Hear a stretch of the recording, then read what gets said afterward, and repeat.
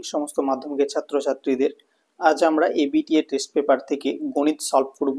সেটা হচ্ছে তোমাদের পেজ নম্বর 311 যে সেটটি রয়েছে সেই সেটের 1 নম্বরে যে সমস্ত অঙ্কগুলি রয়েছে, অর্থাৎ এমসিকিউ এবং শূন্যস্থান পূরণ এবং সত্য মিথ্যা, এবং সাথে তোমাদের যে 2 মার্কসের অঙ্কগুলি রয়েছে সেগুলো সমস্ত সলভ করে দেখাবো। কাজে যারা মাধ্যমিকের ছাত্রছাত্রী রয়েছে অবশ্যই এই সেটটা করে নাও। ঠিক আছে, খুবই গুরুত্বপূর্ণ সেট, কারণ এইখানে যে অঙ্কগুলি রয়েছে খুব ইম্পর্টেন্ট অঙ্ক প্রত্যেকটাই। সুতরাং ভালোভাবে অঙ্কগুলি দেখো। তো তোমাদেরকে বলবো তোমরা অবশ্যই এবিটিএ টেস্ট পেপারের 311 নম্বর পেজটি একটু খুলে নাও। তো প্রথম অঙ্কটি দেখো, একের দাগের একেবারেই একের অঙ্কটা। বলা হচ্ছে যে কোনো গ্রামের বর্তমান জনসংখ্যা ক্যাপিটাল এ। ঠিক আছে, প্রতি বছর জনসংখ্যা বৃদ্ধির হার বলেছে R%, এবং বলেছে বৃদ্ধির হার R%, এবং এক্স বছর পর জনসংখ্যা কত হবে। এক্স বছর পর জনসংখ্যা চেয়েছে, তাহলে সময়টা আমার কত দিয়েছে, এক্স বছর দিয়েছে সময়। এবার আমাকে বলেছে জনসংখ্যাটা কত হবে। তাহলে এক্স বছর পর জনসংখ্যা আমরা কি করে বের করব না, জনসংখ্যা ইকুয়াল টু আমাদের বের করার সূত্র হচ্ছে যে P into 1 plus R by, যেহেতু পরে বলেছে সুতরাং এটা প্লাস হবে R by 100 whole to the power N. N মানে হচ্ছে এখানে সময়। তাহলে ইকুয়াল টু আমরা লিখতে পারি যে পি ইন্টু পি মানে তোমার এখানে কি বলেছে এ, পিটা হবে এখানে এ, কারণ বর্তমান জনসংখ্যা হচ্ছে এ। তাহলে এ ইন্টু 1 প্লাস আরটা যেহেতু আরই বলেছে R%, সুতরাং এটা আরই থাকবে আর বাই 100, এবং হোল টু দি পাওয়ার যে এন রয়েছে, এনটা হচ্ছে সময়, সময়টা হচ্ছে আমাদের এখানে এক্স বছর, সুতরাং এটা হবে এক্স। তাহলে আমাদের সূত্রটি অঙ্কটি উত্তর কি দাঁড়াচ্ছে যে a into 1 plus R by 100 whole to the power x. দেখো এই যে অপশনটা রয়েছে, মানে এই উত্তরটা সেটা রয়েছে তোমাদের অপশন এ তে রয়েছে। ঠিক আছে, অপশন এ তে রয়েছে। ঠিক আছে, অপশন এ তে আছে, তো এখানে অপশন এটা তোমাদের সঠিক উত্তর হয়ে যাবে। আচ্ছা, এরপর আমরা করব 2 নম্বর অঙ্কটা। ঠিক আছে, 2 নম্বর অঙ্কটা করব। তো 2 নম্বর অঙ্কটা বলেছে একটা সমীকরণ এখানে দিয়ে দিয়েছে, দ্বিঘাত সমীকরণ। বলা হচ্ছে যে a x square plus a x plus b equal to 0। ঠিক আছে, এটা দিয়ে দিয়েছে।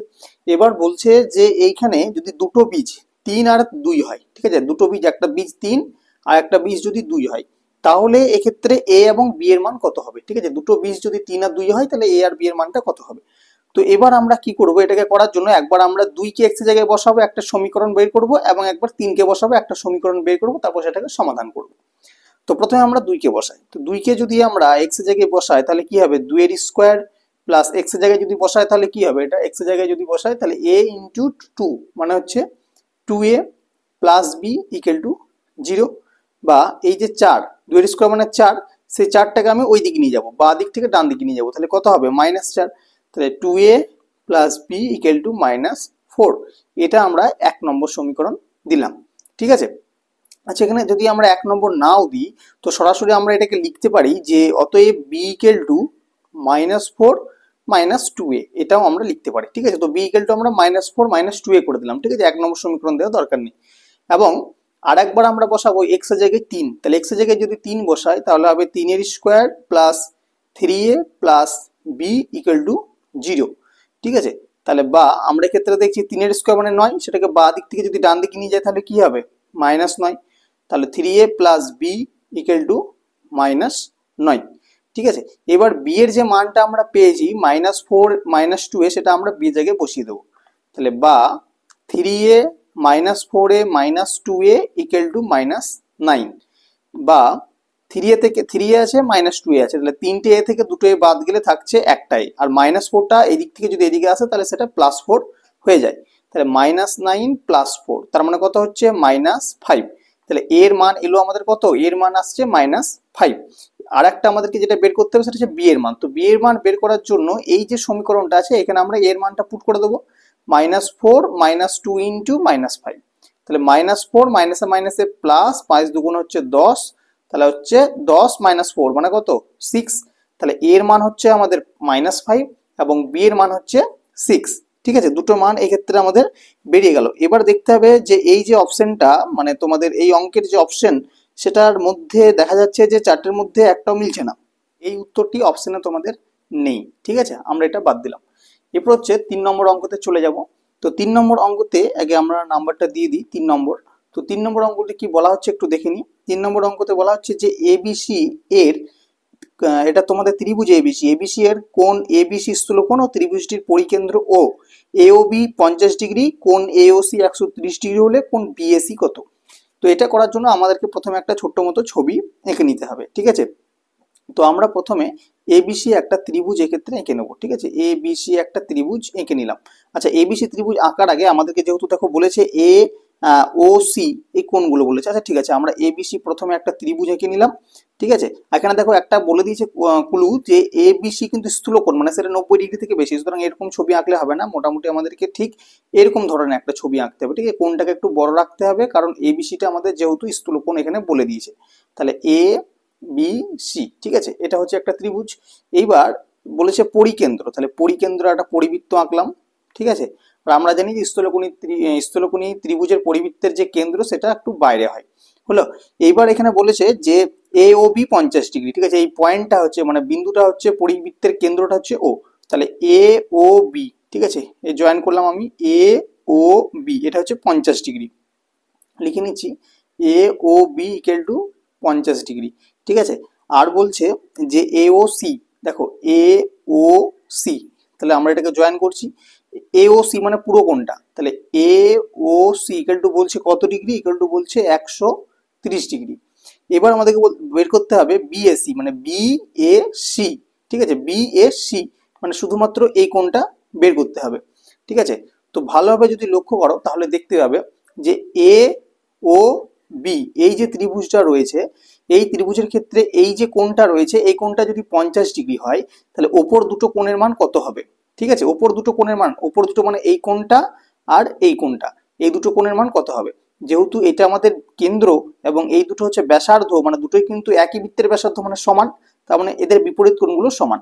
সুতরাং এটা যদি 50 ডিগ্রি হয় তাহলে আমাদের বেঁচে রইল আর 130 ডিগ্রি 180 ডিগ্রির মধ্যে, তাহলে 130 ডিগ্রিকে দুভাগ করলে কত হবে, এটা 65 ডিগ্রি হবে, এটাও 65 ডিগ্রি হবে।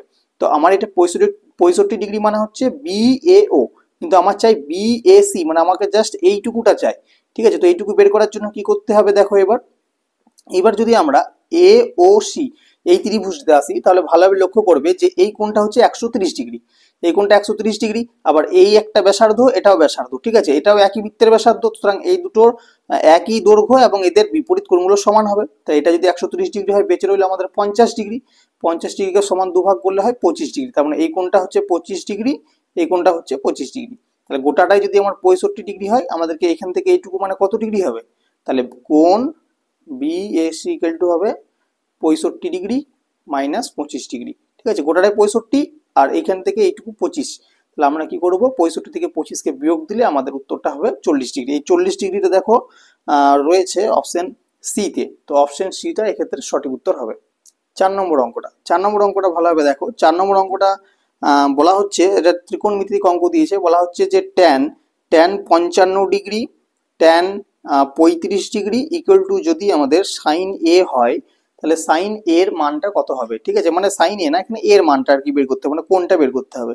তো দেখো আমরা এটা কি করব, প্রথমে আমরা লিখবো যে ট্যান 55 ডিগ্রি, ঠিক আছে, এবং এই ট্যান 35 ডিগ্রিটাকে আমরা কনভার্ট করব কটে, আমরা এটাকে লিখতে পারি কট 90 - 35, কারণ কট 90 - থিটা মানেই ট্যান থিটা, ঠিক আছে, এটাকে আমরা কটে কনভার্ট করলাম, ইকুয়াল টু হচ্ছে সাইন এ।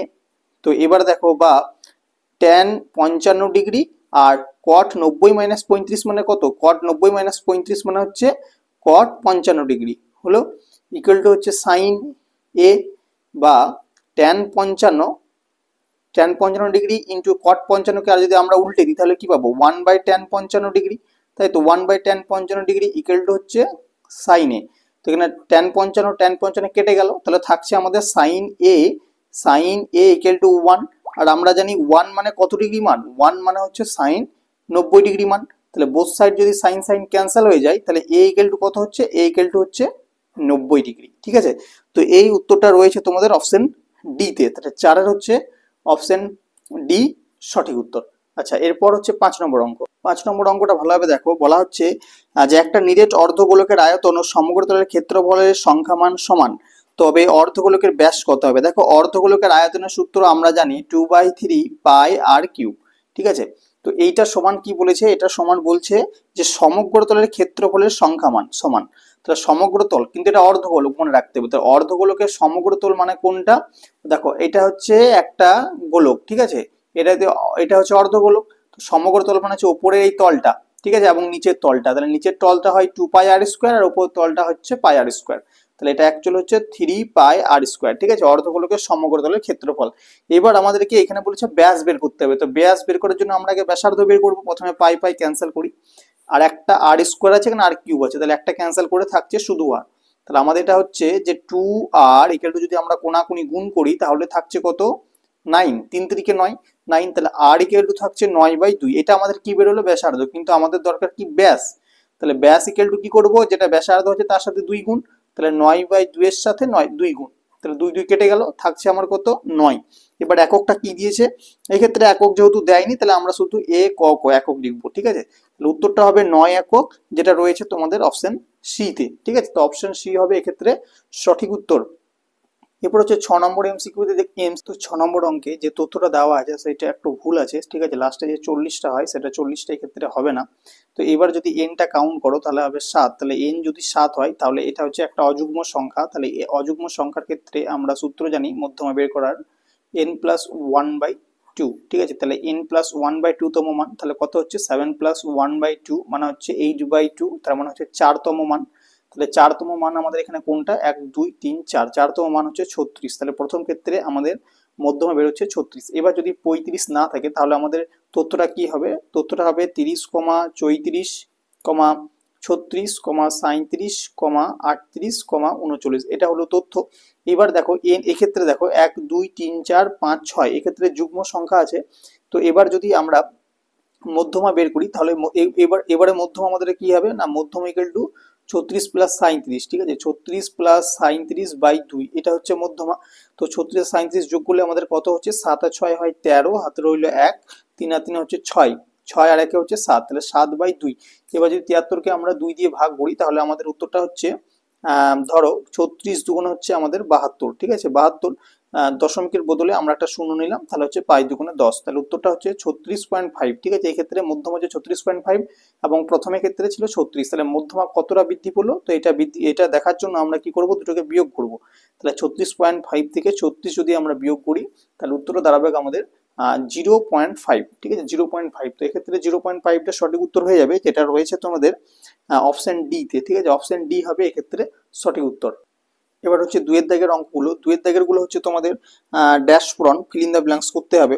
তো এক্ষেত্রে দেখো প্রথমে অঙ্কটি বলেছে যে বার্ষিক x% হার সরল সুদে, ঠিক আছে, x% হার সরল সুদ 12y টাকার, মানে পিটা দিয়েছে 12y, ঠিক আছে, পিটা দিয়েছে 12y টাকা, 10 মাসের সুদ, টিটা দিয়েছে 10 মাস। তো এই 10 টাকা আমরা প্রথমেই 10 মাসটাকে আমরা কি করব, বছরে করে নেব। তো বছরে করার জন্য আমাদেরকে 12 দিয়ে ভাগ করতে হবে, তাহলে 10/12 বছর, ঠিক আছে। এবার আমাদেরকে এখানে বের করতে হবে কি, সুদ আসল বের করতে হবে, ঠিক আছে, সুদ আসল বের করতে হবে। তাহলে সুদ আসল বের করবো কি হবে না, সুদ আসল বের করার জন্য আমাদেরকে সুদ এবং আসল দুটি বের করে যোগ করতে হবে, তাহলে সুদ আসল পেয়ে যাব। তো এবার কিভাবে করব দেখো, তো সুদ আমরা কিভাবে বের করব না, আই ইকুয়াল টু আমরা জানি PTR/100, তো পি মানে এখানে হচ্ছে 12y, লিখলাম 12y, পি, টি মানে হচ্ছে এখানে 10/12, PTR, আর মানে হচ্ছে এক্ষেত্রে কত, আর হচ্ছে এখানে x%, তাহলে x বাই হচ্ছে আমাদের 100, ঠিক আছে, তাহলে এক্ষেত্রে দেখো 12 12 কেটে গেল, 12 12 কেটে গেল, আর 10-এর একটা শূন্য, এই নিচের একটা শূন্য কেটে গেল, তাহলে উপরে থাকছে y ইন্টু এক্স, yx, নিচে থাকছে 10, ঠিক আছে, এটা হচ্ছে সুদটা এত টাকা, yx বাই 10 টাকা, ঠিক আছে। এবার হচ্ছে আসলটা আমরা জানি যে 12y টাকা, ঠিক আছে, আসলটা হচ্ছে 12y টাকা, তাহলে এই দুটোকে যদি যোগ করে দিই তাহলে আমাদের সুদ আসল বেরিয়ে যাবে। তাহলে সুদ আসল ইকুয়াল টু তাহলে কত হচ্ছে, সুদ আসল ইকুয়াল টু হচ্ছে yx বাই 10 প্লাস হচ্ছে 12y, ঠিক আছে। তো এবার যদি এটাকে আমরা লসাগু করি তাও হবে, যদি লসাগু না করি তাও হবে, 10 দিয়ে আমরা লসাগু করে দিলাম, 10 যদি লসাগু হয় তাহলে এটা হচ্ছে কত, yx প্লাস 120y টাকা, ঠিক আছে, এটা হবে তোমাদের সঠিক উত্তর। তো প্রথমে ড্যাশে সঠিক উত্তর হয়ে যাবে এটা।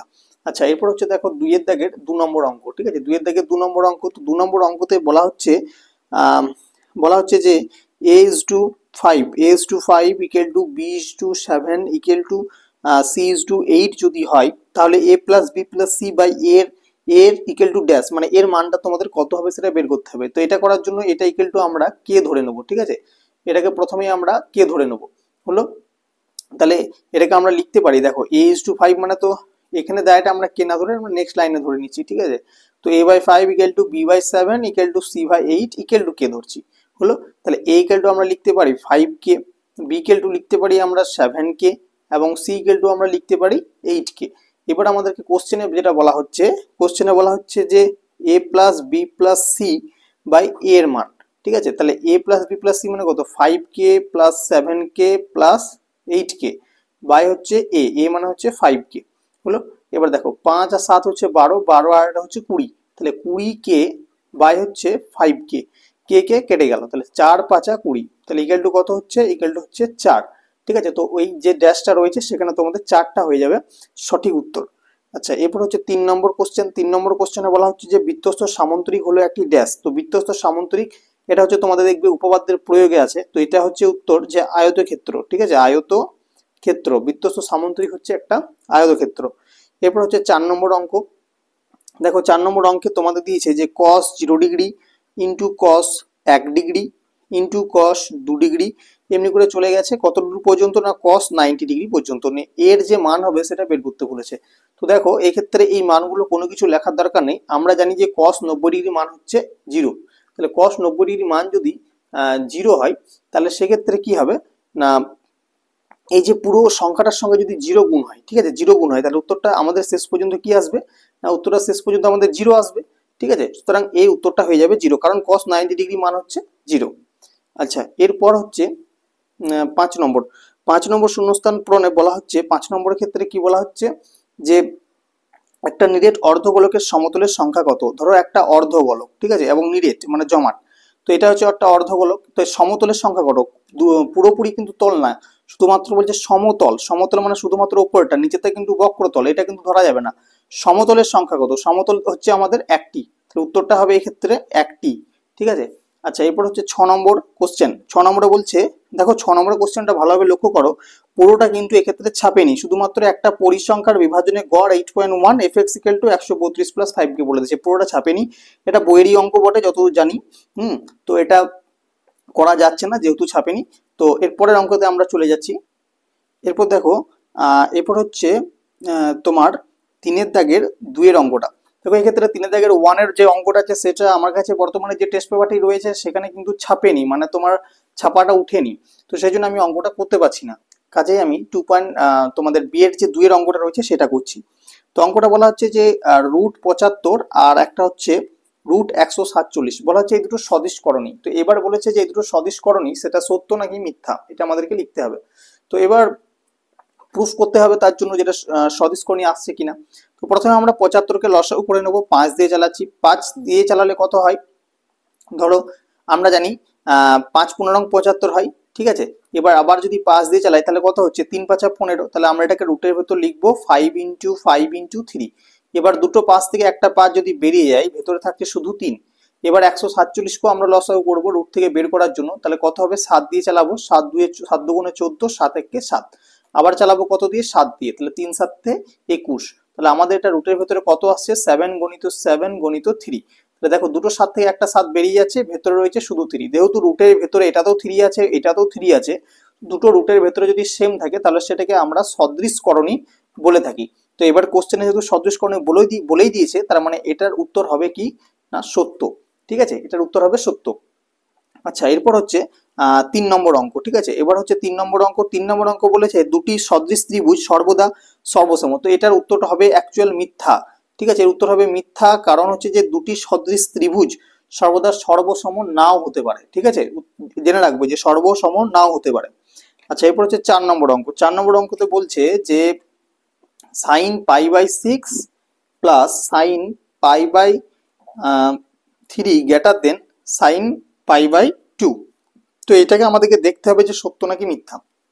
তো এর জন্য আমরা কি করব না, sin π/6 মানে কত, sin π মানে আমরা জানি 180, তাহলে 180/6 মানে কত হয়, 30 ডিগ্রি, তাহলে sin 30 ডিগ্রি প্লাস sin π মানে 180/3 মানে কাটলে আমাদের হবে 60 ডিগ্রি, ঠিক আছে।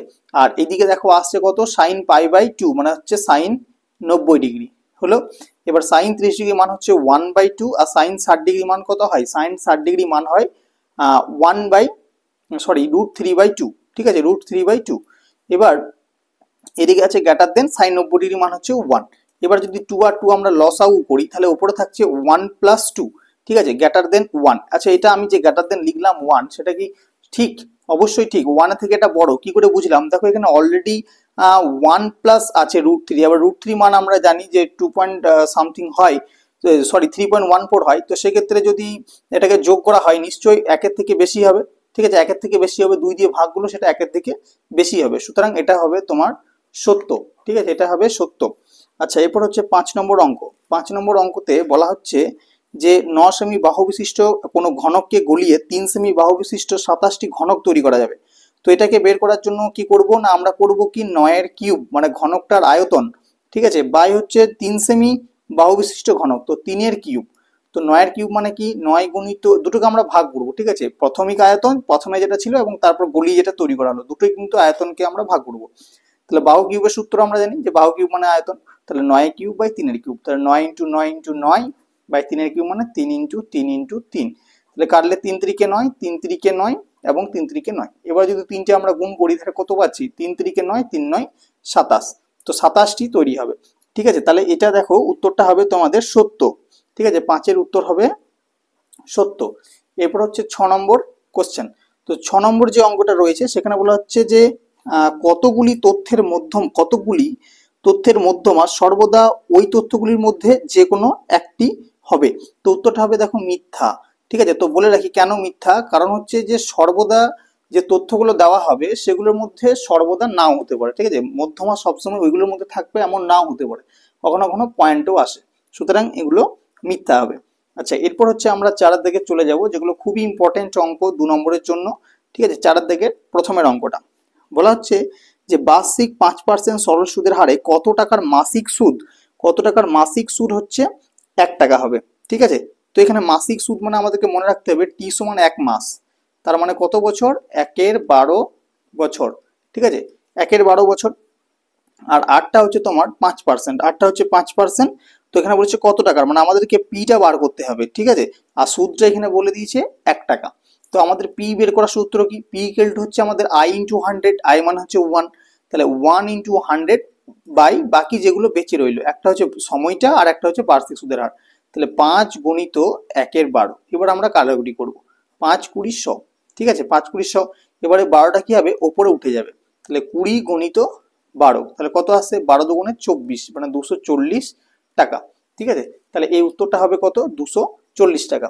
আচ্ছা, এরপর 2 এর অঙ্কটা বলা হচ্ছে যে R% চক্রবৃদ্ধি সুদে কোনো মূলধন, দেখো কত দিয়েছে, R% চক্রবৃদ্ধি সুদে কোনো মূলধনটা কত আমরা জানি না, তো এক্ষেত্রে আমরা মূলধনটা পি ধরে নিচ্ছি।